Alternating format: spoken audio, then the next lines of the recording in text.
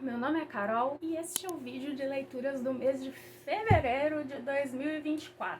Cara, eu tô olhando aqui as primeiras leituras que eu fiz no mês e a sensação é de que faz tanto tempo que eu pensei, cara, esse mês já teve 40 dias, porque não é possível. Eu nem lembro direito dessas leituras, né? A sensação é essa. As leituras que eu fiz lá no início do mês, eu praticamente lembro. Eu lembro assim, porque eu vi as anotações que eu fiz, que não foram muitas, mas até que ajudaram, né? Que eu devia ter lido melhor. Mas enfim, aqui estão os livros, tem uma porrada de livros de e-books, né, que eu peguei mais pro final do mês, depois que acabaram aí os livros físicos, e aí eu acabei com os meus compromissos de leitura, que eram as minhas LCs, e aí eu fiquei rodando ali, procurando o que eu poderia ler para terminar o mês. É isso. Então vamos primeiro para os compromissos de leitura. A nossa leitura conjunta lá no clube, não é clube, né? É o grupo do Telegram que a gente tem dois grupos no Telegram aqui do canal. Um é para questões gerais, né, para conversa sobre qualquer coisa, e o outro é exclusivo de leituras conjuntas. Os dois estão linkados aqui na descrição. Você não precisa ir para os dois, você pode aparecer para um só para uma leitura conjunta específica, depois você sai se quiser. E aí volta também, você vê lá o calendário de leituras conjuntas do semestre, e aí fica a seu critério, né? Porque tem gente que não gosta de acumular aí grupos nos mensageiros, e aí fica a seu critério. Bom, o Passeador de Livros, que eu tenho essa edição aqui, que tá aqui. A capa é essa, que a minha edição é do Intrínsecos, que foi o último livro entregue pro Intrínsecos antes de acabar o clube de assinatura. Ele veio até com aquele livro da Jessie Sutanto, da tia, 4 tias, não lembro. Esse livro, ele tem o quê? Foi super rapidinho, eu li ele num dia, ele tem 206 páginas e a letra é enorme. Eu li ele num dia, aquele tipo livro fofinho, intergeracional, né? Porque nós temos um senhor de idade e a presença de uma garotinha, e aí vai falar de livros, né? Vai falar de um senhor que entrega ali, ele já foi atendente de uma livraria, mas hoje ele já é de idade e ele ficou muito amigo do dono da livraria ali, que já está numa casa de repouso, e aí a filha dele agora que comanda essa livraria, e aí pra ele continuar trabalhando ali nessa livraria, o que ele faz agora? Ele entrega livros para pessoas específicas, ele vai, embrulha esses livros e entrega para pessoas que têm uma certa dificuldade ou por algum motivo não conseguem sair de casa, né? A gente vai descobrindo ao longo da leitura por que essas pessoas não conseguem sair de casa. Daí, pelo telefone, elas fazem ali a encomenda e o senhor Carr, né? Porque esse livro ele é alemão, e o senhor Carr, ele vai lá e entrega esses livros. Daí a gente vai ver que durante essas entregas ele vai conhecer a Chacha. É Chacha mesmo. É estranho falar isso, mas ele vai conhecer a Chacha. Ela vai se intrometer ali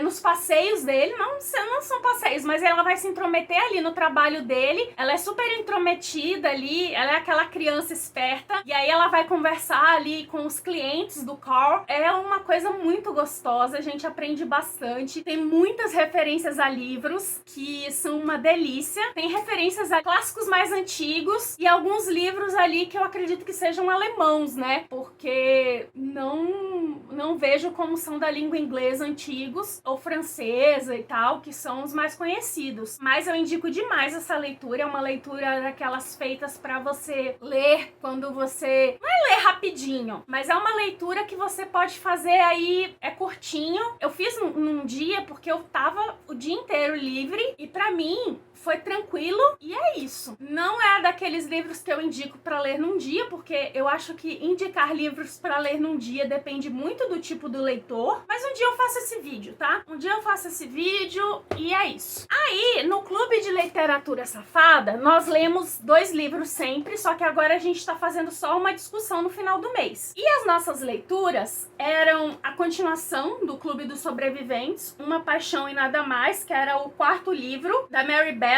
pela Arqueiro, né? Com tradução da Lívia de Almeida. Esse aqui ia falar sobre o Flavian e a Agnes Kipping, que é uma viúva. O Flavian, a gente descobre ali qual é o problema dele, do porquê ele ter se juntado ali com o Clube dos Sobreviventes. Esse é um dos livros que eu considero fraco na série. Ele não é exatamente ruim. A Virginia não gostou, mas não é que eu não desgoste desse livro. Mas comparando com os outros, esse é um livro que eu considero mais fraco da série, sabe? Mas ele é imprescindível pro restante da série. Então não é o tipo do livro que você pode pular. Ele é imprescindível. Olha eu dando spoiler, mas você tem que ler ele pra entender o restante da série. Mas ele é gostosinho, assim, os personagens são impulsivos, as piadas ali do Flavian, né, do Conde de... o Visconde de Ponsonby, ele tem umas tiradas ali muito boas, porque ele é o piadista do grupo e tal, é bem bacana. E aí nós lemos Corrupt, da Penelope Douglas, é o primeiro de uma série, ainda tem isso, né, ela fez uma série desse livro,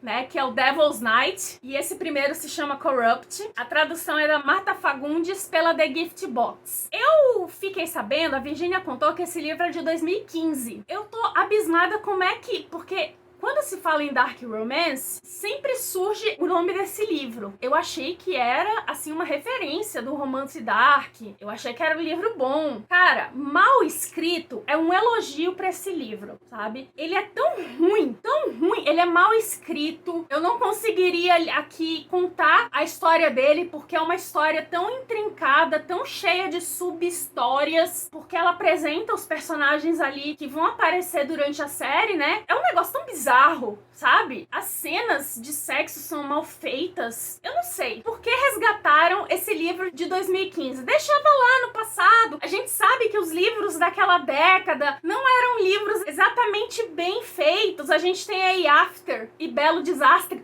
pra provar que livros daquela década são bem problemáticos. A gente sabe que Dark Romance é uma coisa meio... não é exatamente problemática, mas esse livro é problemático, sabe? Por N motivos. E eu vou deixar o link aqui nos cards. Eu vou deixar aqui nos cards a nossa discussão. A gente não conseguiu nem falar sobre ele direito, porque eu descobri que pelo menos a Penelope Douglas agora escreve melhor, né? Então já é alguma coisa. Mas eu me recuso a ler outro livro dela, simplesmente. Não consigo. Aí eu li no clube de leitura da Jazz, né, do canal Jazz Lendo. Eu sou do clube de membros dela. A gente leu, porque normalmente eu leio livros que eu já tenho. Só que esse aqui, eu comprei o livro físico depois que eu li, né, porque quando eu amo muito o livro, eu compro depois. Que é o Divinos Rivais, da Rebecca Ross. E eu comprei ele logo porque ia ser a última leva com esse corte. E esse corte é belíssimo, né? Esse livro é belíssimo. Esse livro é aquele livro que a gente adora, que é o livro molinho, que eu até mostrei, eu vou mostrar num blog que vem aí, um porta-livros que eu tenho pra ler. E esse é o tipo do livro que fica direitinho nele, porque eu tenho dificuldade de ler nesse negócio aqui, porque os livros, esse aqui dá pra ler direitinho, mas os livros físicos feitos aqui no Brasil, eles são meio duros. Então esse negócio aqui às vezes me dificulta um pouco pra ler, porque eu tenho que ficar empurrando ali o livro do lado pra ler a parte dele, porque senão ele fica muito pro canto. Mas o que eu posso dizer desse livro? Ele é uma fantasia young adult. Esse primeiro eu sei que tem muito romancinho, e tem um romancinho assim, slow burn, que a gente vai ver mais pro final. Aliás, é slow burn durante o livro, mas no final acontece tudo de repente, mas... no início a gente vê ali a possibilidade de uma guerra chegando, aí no final a gente vê mais dessa guerra, que promete aparecer mais no segundo livro, porque é uma duologia, e a editora já se pronunciou, já mostrou a capa do segundo livro, que vai se chamar Promessas Cruéis. E assim, os personagens são cativantes, a história é cativante,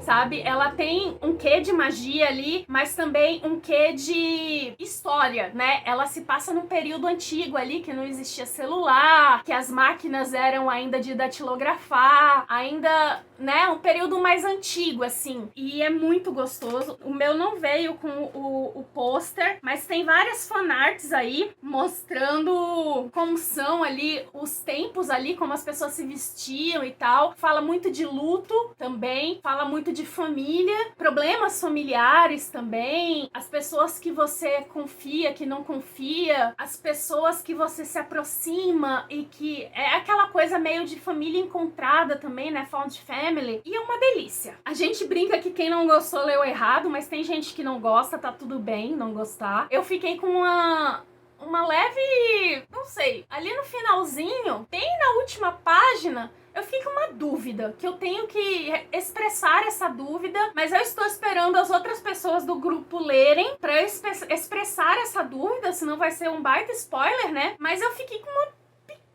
dúvida. É só isso. Mas o livro é uma delícia pra passar o tempo. E, claro, eu li ele em um dia. Mas eu comecei de manhã e terminei de noite, porque a história é extremamente gostável. A história é extremamente gostável e as páginas se dobram praticamente sozinhas. Aí eu entro nos grupos de... Ai, meu Deus, eu entro nos grupos de leitura conjunta, mas chega de noite, eu tô tão cansada, porque vai passar... Mesmo que eu não faça muita coisa, por causa da fadiga, vai passando o dia e eu vou ficando mais cansada por causa do calor, por causa de vários fatores e até por causa da doença mesmo. Eu vou ficando cansada, daí chega, normalmente se marca 19 horas, 20 horas e eu tô exausta. Às vezes eu participo com o celular deitada, mas às vezes eu não quero nem isso. Eu tenho que aprender a ligar pelo menos o áudio pra poder conversar, porque eu sei que, né, dá pra participar só com áudio. Mas assim, às vezes eu não quero interação, não quero interação humana, eu só quero botar a Alexa ali pra ler o livro pra mim, ou botar um audiobook pra ler pra mim, e só, porque eu estou extremamente cansada. E aí o que acontece? Eu não participo das discussões. E desse mês, eu só participei de Divinos Rivais e do Clube de Literatura Safada, porque, né, eu e a Virgínia, nós somos as hostess.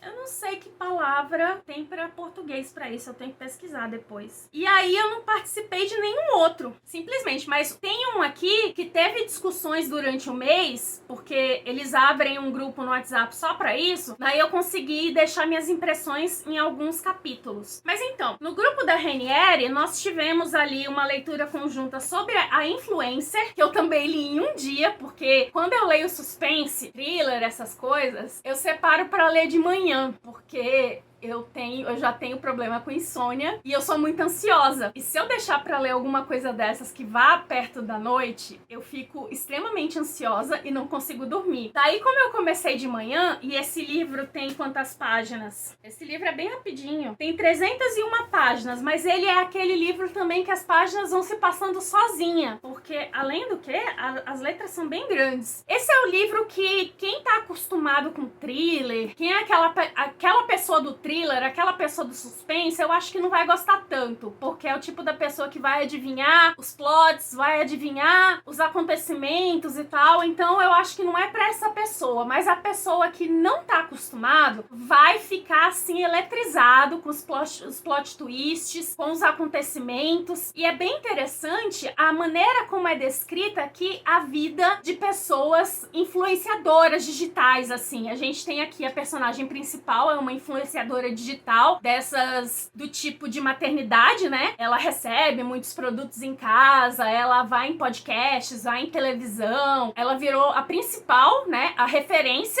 em influência digital sobre maternidade, mas aí a gente acompanha ali ela interagindo com outras pessoas do meio, e aí nós temos o marido, que é um escritor que já fez sucesso com o livro e tá tentando escrever outro, como ele reage a isso. As crianças ali, ela tá com um bebê de um mês, eu acho, de 4 semanas, e como ela tá tentando lidar com tudo isso, né, relacionar ali, balancear ali a carreira com o filho, e assim, é muito interessante e eu gostei muito do final. O final realmente me agradou, ele é bem interessante, dá pra fazer uma boa discussão sobre aquele final. É um livro que dá pra fazer uma boa discussão, assim, sobre... Ele é um thriller que eu acho...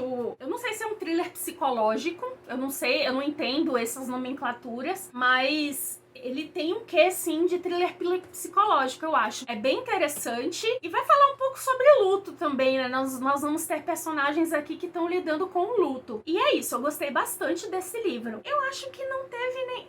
O que eu não gostei mesmo foi Corrupt, simplesmente. Aí nós lemos ali no grupo da Nina... O Tudo sobre o Amor, Novas Perspectivas, da Bell Hooks, pela editora Elefante, com tradução... eu não disse aqui a tradução dos Divinos Rivais. A tradução é da Sofia Soter e é pela Alt. A Influencer, a tradução é da Luciana Dias e Maria Carmelita Dias, é da Everly Lloyd, que é uma dupla, é um casal, esse Everly Lloyd aqui, que eu fiquei sabendo.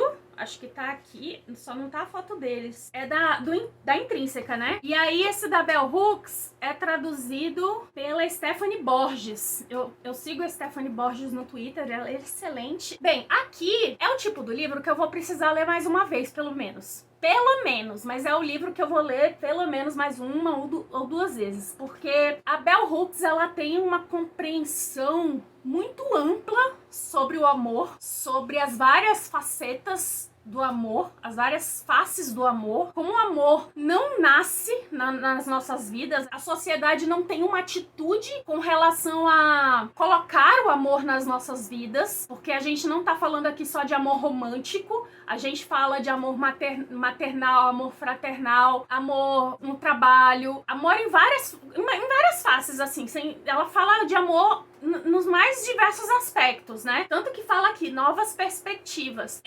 A gente fala aqui de uma pessoa que é cristã e estadunidense. Então a gente tem que perceber esse aspecto. Ela até tenta tirar toda hora essa perspectiva, mas fica aí a dica, né? Quando você for ler, a gente tá falando de uma pessoa cristã e estadunidense. Porque você implantar, você perceber o amor em diferentes formas, em outras culturas, é diferente. É muito diferente como a gente trabalha o amor aqui no Brasil, mas é um livro, assim, muito interessante, que eu realmente, pra falar dele, eu preciso ler outra vez, porque ela traz diversos excertos de outras leituras sobre o amor, e ela conversa sobre isso, né? E, cara, a percepção que a Bell Hooks tem sobre as coisas sempre me impressionaram muito, porque eu não tenho esse nível de percepção, eu não consigo chegar a 10% desse nível de percepção que ela tem das coisas. É impressionante as coisas que ela fala sobre o amor aqui, ela tem uma percepção muito grande, ela passou por muita coisa também, e ela chegar a esse nível de percepção, a esse nível de não cobrança de implantar o amor na vida dela, é tanta coisa que parece que eu não consigo falar sobre esse livro direito. Eu lembro da Ivy falando sobre ele, mas eu não consigo lembrar o que ela falou, mas é muita coisa.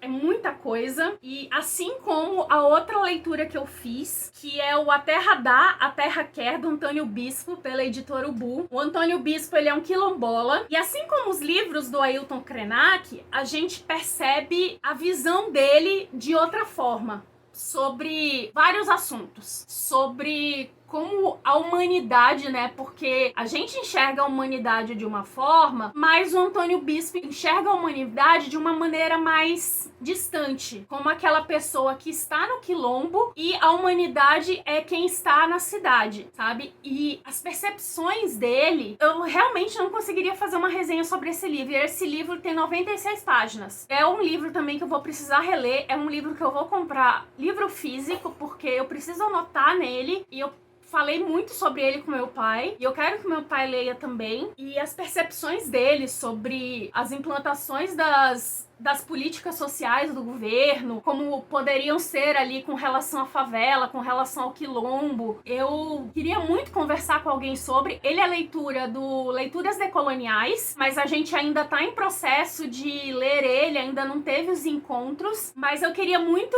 conversar sobre isso, porque eu tenho, assim, minhas dúvidas, eu gostaria de tirar, não é dúvidas, mas eu queria conversar sobre isso, sabe? Porque ele tem umas percepções muito interessantes, e eu tenho uma visão totalmente eurocêntrica das coisas, né? Eu tento tirar isso, mas não é uma coisa que vai sair facilmente. Ele não, ele tem uma visão do quilombo, ele tem uma visão ali de quem tá na terra, ele tem a visão de quem mora distante da cidade, de quem sobrevive da terra, de quem constrói sua casa a partir da terra, a partir da natureza, de quem tem a sua comunidade ali a partir da terra. Então, com certeza é uma visão diferente. Ele fala muito de confluências, que é um termo que eu não consigo explicar, mas ele fala desse termo com frequência, e quando ele fala, ele vai dando exemplos, e com os exemplos você vai entendendo das confluências com várias coisas, e eu fiquei assim, com o queixo caído. caído com esse livro. Sinceramente, eu fiquei com o queixo caído. É o livro que eu recomendo demais pra quem gostou dos livros do Ailton Krenak. Tem um podcast com ele, eu vou deixar na descrição, um podcast com, eu acho que é uma entrevista com o Antônio Bispa, não escutei ele todo, mas eu vou deixar na descrição pra quem se interessar. Vai falar sobre o quilombo e mais alguma coisa, a relação do quilombo com outras coisas, né? E é isso. Aí nós vamos para minhas leituras farofinhas. Era pra eu ter feito essa leitura conjunta com o pessoal do Clube da Bárbara Sá, mas eu não fiz. Não foi pra discussão, que é A Filha Italiana. Eu conversei um pouco sobre esse livro com a Capitu, que tá lá no grupo do canal. É o primeiro livro da série As Filhas Perdidas. Esse livro eu ganhei, esse e-book eu ganhei de presente da Naara ano passado. A autora é a Soraya Lane, que é uma autora neozelandesa, com tradução da Nina Schipper pela editora Arqueiro. Esse livro, ele tem um fundo histórico, né, muito interessante, e a gente vai ter ali aquele formato de duas narrativas temporais, uma presente e uma no passado. E a do presente está tentando descobrir o que aconteceu no passado. Ele vai recontando as coisas para trás. Então a gente vai descobrindo aos poucos como as coisas aconteceram. E é bem interessante, mas o epílogo me matou. Eu caí deitada, assim, porque depois que eu li o epílogo, eu falei, cara, eu vou entrar de ressaca literária, porque depois desse epílogo não tem jeito, sabe? E essa série promete ser bem interessante. Falaram que é uma coisa meio Lucinda Riley, mas eu nunca li Lucinda Riley, mas promete ser bem interessante. O próximo livro eu acho que é A Filha Cubana, mas são filhas aí que são perdidas, mas não necessariamente a personagem principal é a tal da filha perdida. Nesse caso da filha italiana, era uma neta dessa filha perdida, e aí ela tava tentando descobrir ali quem eram seus verdadeiros pais. E é isso. Aí eu li O Escândalo da Sufragista, que era o último livro que eu estava ansiosíssima pra ler, pra terminar a série Os Excêntricos, da Courtney Milan. Esse aqui é pela Arqueiro. Não sei se vocês vão ver. Foi um mistério pra descobrir quem me mandou esse livro. Tem tradução da Caroline Bigaski. Esse livro aqui nós vamos ver uma personagem que começa a aparecer nos livros anteriores ali, que é muito espevitada, gosta de estar no meio da confusão, e aqui a gente descobre que ela tem um jornal que tem como tema principal falar de temas com relação a mulheres. Esse jornal sofre vários ataques, obviamente, mas ela consegue ali, por causa das conexões dela que a gente vai ver nos livros anteriores, ela sempre consegue ali apoio político, apoio financeiro, então ela tem ali umas costas quentes ali, por isso que ela consegue manter esse jornal em pé. E aí a gente vai descobrir um mocinho que cai do nada ali, um mocinho que abandonou ali a família aristocrática dele, caiu no mundo pra não assumir as responsabilidades dele, mas que ele precisa voltar. E aí eles se conhecem de alguma forma, e aí ele começa a ajudar ela. E é bem interessante a relação dos dois. Esse mocinho é bem complicado, vou te falar a verdade. Ela já é complicada, ele é complicado e meio. E aí é bem interessante a relação dos dois. Obviamente, vai ter um escândalo aqui, né? Por causa desse passado, dessa ruptura com a família aristocrática do mocinho e o irmão do mocinho querendo destruir ali a vida da mocinha. Então vai ter esse rolo todo, e eu adorei demais esse livro. Aí, pra finalizar essa série, nós temos uma novela, que é O Vizinho da Senhorita Rose, também com tradução da Caroline Bigaski, que nós temos aqui uma mocinha de família vinda da África. Então nós temos aqui uma mocinha preta que adora ciências, e ela conseguiu o cargo de calculista de astronomia, ou seja, ela é tão boa em matemática que ela faz os cálculos para os astrônomos da universidade. Ela pensa, assim, o mundo com olhos de uma matemática. Então é muito interessante a gente ver o mundo com os olhos dela. E aí o mocinho é um que escreve e é muito conhecido por ser libertino, obviamente, e por escrever ali, ele tem uma coluna ali no Jornal das Mulheres da mocinha do livro anterior. E ele é muito conhecido por ele dar a visão dos homens sobre aspectos da vida nesse jornal feminino. É bem interessante. E aí eles são vizinhos. Acontece que ele se muda ali pra vizinhança da senhorita Rose e ela fica até interessada nele, mas ele tem uma fama de libertino, né? E a irmã que tá morando com ela fica ali, né, de olho, achando que ele né, praticamente um abutre, e aí acha que ele vai seduzir a irmã e vai fugir, aquela coisa toda, mas ele se interessa por ela e começa a aprender física pra começar a conversar com ela. Ele realmente se interessa pelas coisas que ela é interessada. E é muito engraçado ver o quão o interesse dele chega longe. É muito gostosinho, eu adorei essa novela e eu adoro romances de época com diversidade, né? Aí eu li A Dama do Capitão, que é o segundo livro da série Procura-se um Duque, da Caroline Linden. Esse aqui é da Harlequin, com tradução da querida Ana Rodrigues. Esse aqui se passa na Escócia, e eu adoro coisas que se passam na Escócia, porque os escoceses são muito engraçados. Eles são barulhentos, apesar de que aqui a Escócia tá muito parecida com a sociedade inglesa, né? Aquela coisa mais polida, mas tem os escoceses ali da burguesia, que são aqueles escoceses que são mais não dão bola pra tradição e tal. E aqui nós temos uma viúva e esse capitão que foi considerado o herdeiro do ducado do primeiro, que a gente viu no primeiro livro, o ducado de Carlisle. E aí nós temos ele ali tentando se esconder disso, enquanto ele resolve as coisas ali com a família dele, que mora ali na Escócia e tal, pra ele poder se estabelecer. Ele ainda não sabe onde, mas ele agora tá numa situação bem melhor pra poder ajudar a família, né, que quando ele tava no exército ele não tinha muito dinheiro pra poder mandar pra família, e agora ele pode. E aí tem essa viúva que tá se recuperando de um grande escândalo, mas é uma viúva que se sente mais livre agora, depois que é viúva, né, porque as viúvas, elas têm mais acesso à liberdade do que mulheres não casadas. E é isso. Aí tem uma novela, depois desse A Dama do Capitão, que se chama Sobre uma Conquista, que a tradução é diferente, é da Julia Viana, que vai falar sobre uma personagem que aparece muito aqui, que é a irmã do Capitão St. James, que é a...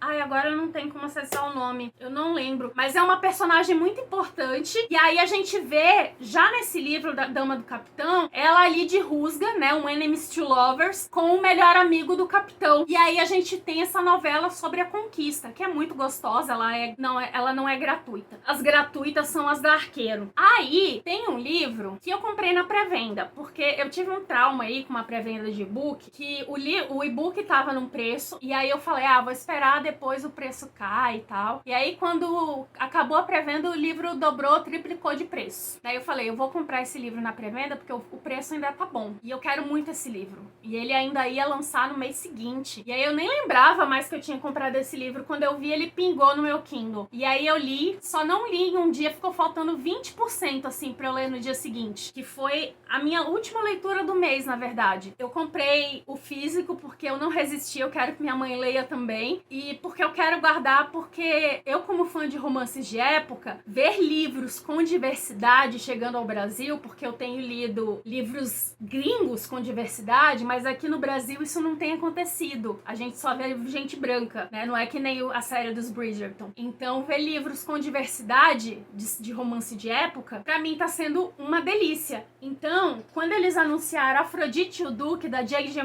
McAvoy, é McAvoy mesmo, eu fiquei interessadíssima. Olha aqui a autora. E esse livro é uma delícia. Eu li assim muito rápido, ele é muito gostável, é muito estilo de romance de época. Olha aqui, uma linda dama rejeitada e um duque arrependido descobrem que segundas chances podem ser ainda melhores. Neste romance de época repleto de diversidade para fãs de Bridgerton. Então nós temos aqui um casal, né, de protagonismo negro. Nós temos ali uma moça que amava ali o Duque e foi rejeitada por ele sem ter explicação nenhuma. Eles estavam com um casamento praticamente ali arranjado, mas eles se amavam, só que ele se casou com outra e ela não sabia o porquê disso. Ela ficou arrasada, virou um escândalo na sociedade e aí 4 anos depois ele ficou viúvo e aí ele volta pra pedir perdão pra ela, só que ele não explica o porquê que ele se casou. E aí ela faz, né, ela não vai atrás dele, porque enquanto ele não explicar por que ele se casou com outra, ela não quer saber dele. Ela só vai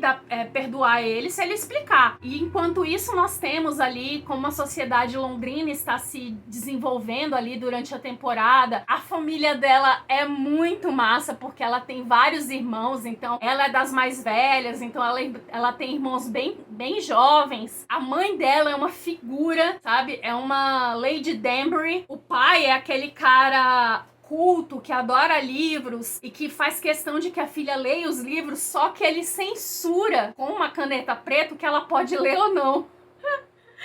Ele tem que censurar porque ela é uma moça ainda, ela não é casada e tal. E é muito engraçado. Até o dicionário ele censura. Então ela não sabia o significado da palavra citada. E ela tentou procurar no dicionário e ela não pôde ver porque tava lá a palavra censurada. E ela é uma mocinha muito culta, porém também muito ingênua a respeito de várias coisas que só moças casadas conhecem, né? Então a gente vê aí essa dualidade na personagem da Afrodite. Ela sofre por ter esse nome, apesar dela ser belíssima, né? Dela ser considerada uma favorita da rainha, por várias razões, pelas atitudes dela e pela beleza dela. Ela sofre porque ela se sente pressionada para estar à altura do nome. E é muito interessante. Esse livro, nossa, pra quem gosta de romance de época, esse livro é um chuchu.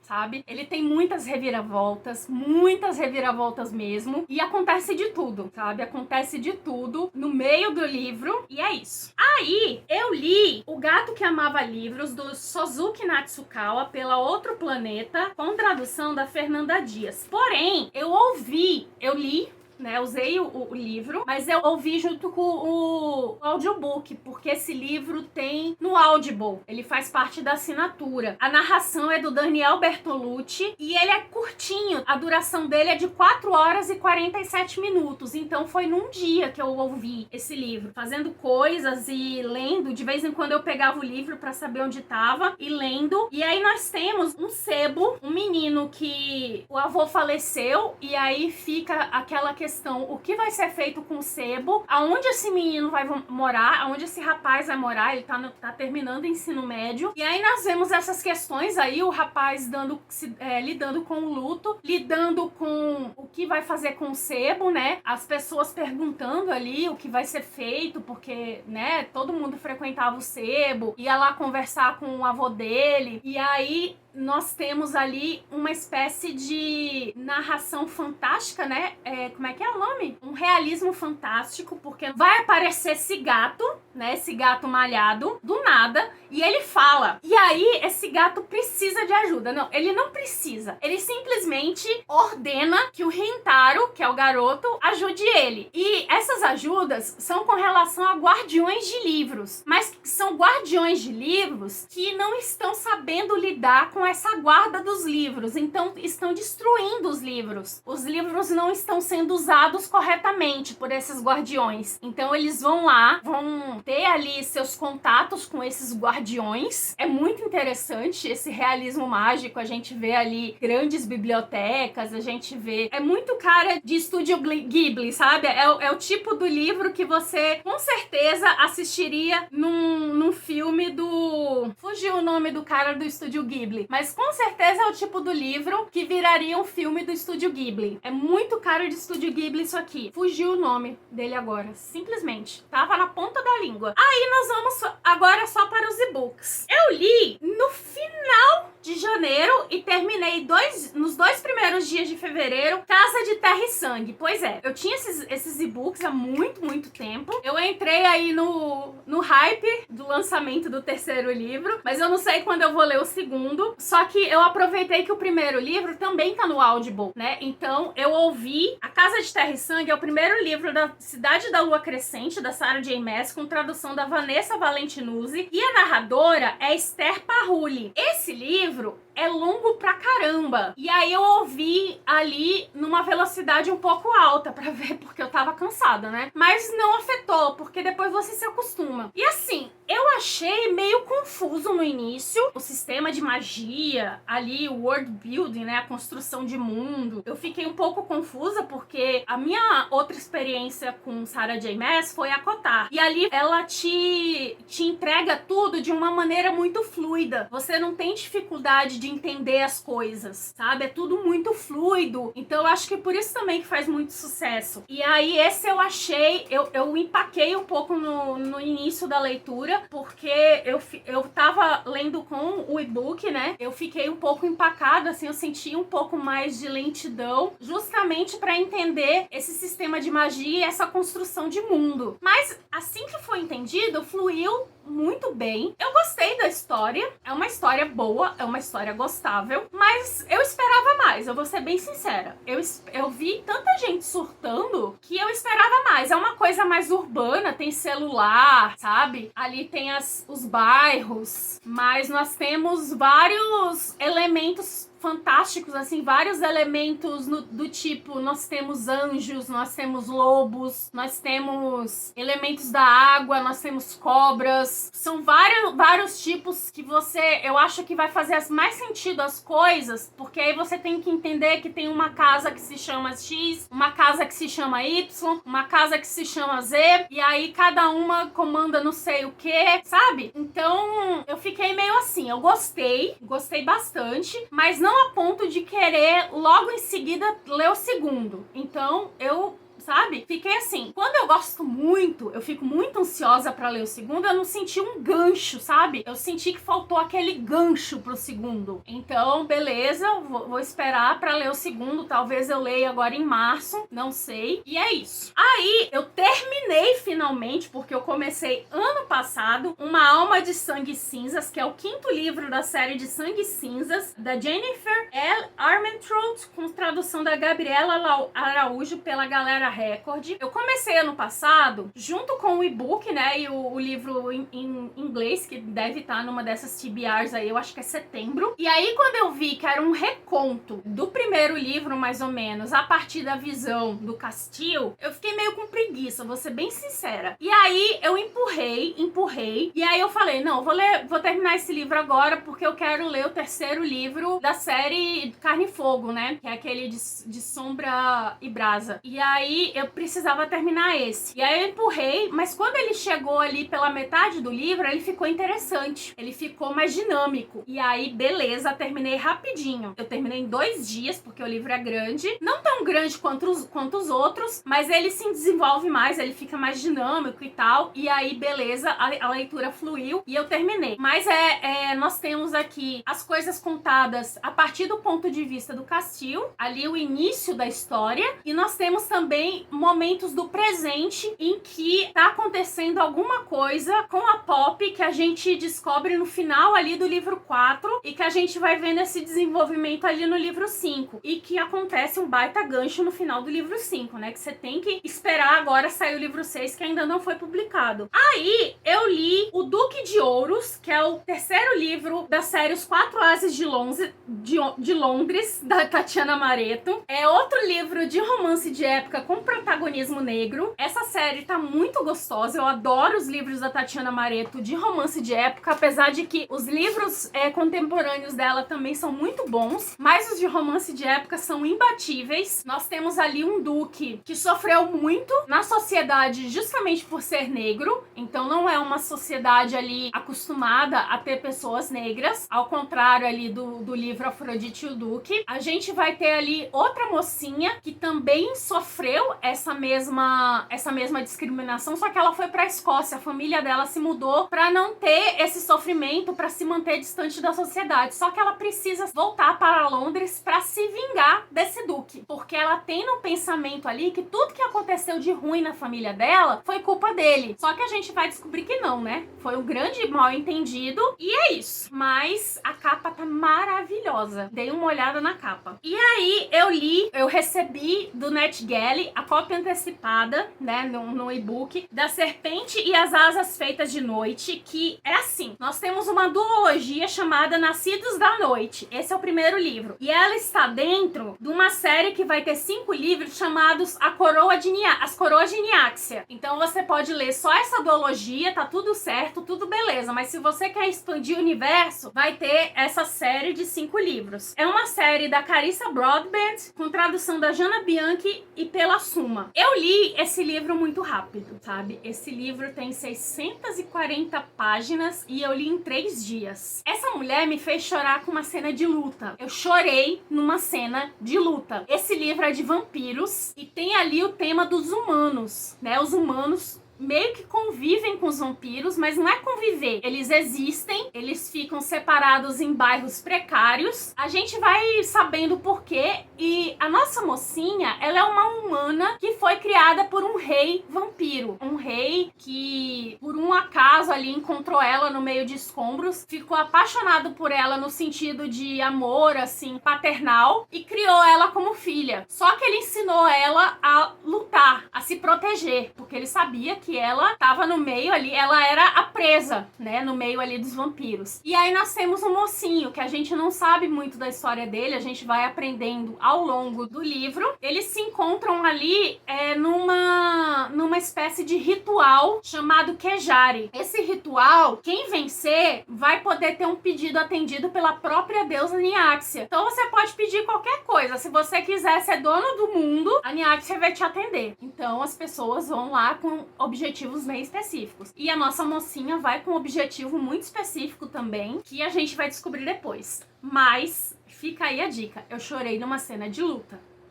Aí, eu li o último livro da série American Burgo, Um Duque Perverso, da Karina Hyde. E assim, essa série tá muito legal. Quem gosta de romance de época que se passa em outros lugares que não seja Londres, esse aqui vai se passar ali na antiga Áustria, né, que agora é a Alemanha. Nós vemos aqui, esse aqui foi um casal que era muito apaixonado, tentou fugir juntos e por algum motivo, por um detalhe do destino ali, eles foram separados e começaram a se odiar, né? A pessoa foi embora, precisou casar com outro e o que ficou ali remoendo esse ódio e tal. Então eles se reencontram ali 13 anos depois. Ela volta pra cidade porque agora ela está viúva. E aí nós vemos esse reencontro ali, essas conversas cheias de ressentimentos. E é bem interessante pra quem gosta desse tipo de coisa, né? De recomeço, tentativas de recomeço, né? Conversas cheias de ressentimento, segundas chances e tal. É bem legal. Aí, essa série que eu amo, que é o último livro também, o Highlanders Escandalosos, da Suzanne Enoch. As capas, a Virgínia ficou horrorizada, as capas realmente são feias e os nomes muito ridículos, mas eu adoro livro de Highlander e esses livros são muito legais. São uma família de Highlanders que tem a mãe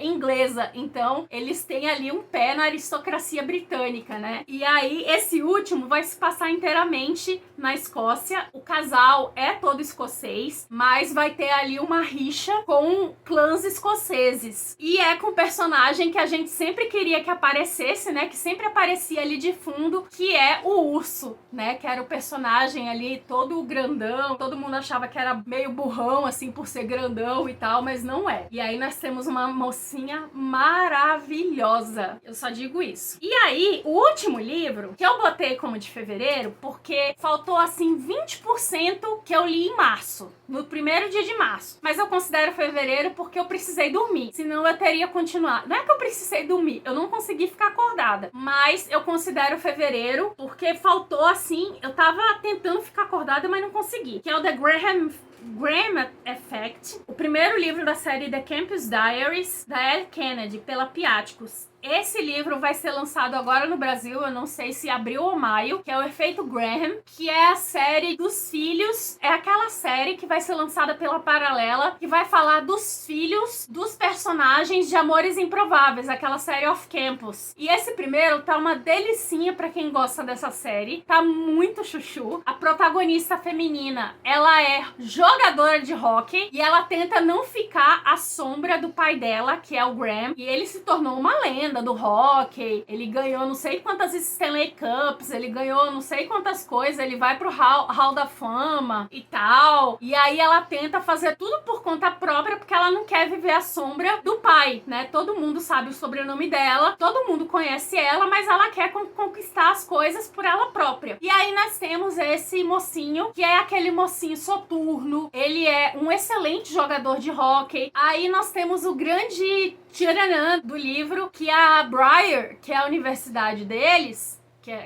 que acontece tudo, vai precisar se fundir com uma das equipes com quem eles mais competiam, que é a Eastwood. Então imagina, eles vão fundir os dois times, e aí eles vão fazer ali um mês ali de exercícios, jogos internos e tal pra decidir quem vai ser o time mesmo da Briar agora, mas vai virar aquela rixa entre os jogadores da Briar e os jogadores da Eastwood, dentro do que agora é o time da Briar. Então vai ser bem tenso. Depois eles vão, né, eles vão ter que se virar ali pra começar a jogar direito, a jogar como um time só. E é muito gostosinho. Pra quem gostou da série Amores Improváveis, eu indico demais esse livro. Quando ele sair, fica de olho. Vai ter agora o próximo livro em inglês. Ele tá no Kindle Unlimited, inclusive esse The Graham Effect. O próximo livro em inglês só vai sair em maio. Eu tô doida pra ver, porque vai ser, eu acho que o filho ou a filha do Logan, que é o segundo livro também do Amores Improváveis, né, do Off Campus. E é isso. Bom, falei bastante. Espero que vocês tenham gostado das minhas leituras. Eu falei só de ódio do Corrupt, porque normalmente eu não trago aqui os livros que eu não gostei, mas esse eu tinha que falar porque era da leitura lá do Clube de Literatura Safada, e eu tinha que dar um feedback pra vocês. Mas é isso, eu vou deixar o link de todos os livros lá na descrição. Vai lá dar uma olhada na sinopse, na capa dos livros, que eu falei da capa, né? Vai lá dar uma olhada. Se você se interessar por algum deles, por favor, compre com o meu link, ou utilize o link de qualquer outro produtor de conteúdo. Eu agradeço a quem sempre lembra de usar meus links, porque isso tem feito bastante diferença. Se você quiser comprar qualquer outra coisa, você pode utilizar esses mesmos links, tá? Ou o link principal que fica lá embaixo na descrição. Vamos lá para os comentários. Me diga aí se você já leu algum desses livros, ou se você tem interesse em ler, né? Se você se animou aí com o que eu falei, me diga aí se você se desanimou com o que eu falei. Por favor, vamos conversar lá nos comentários, beleza? Obrigada pela sua companhia, um grande beijo e até a próxima!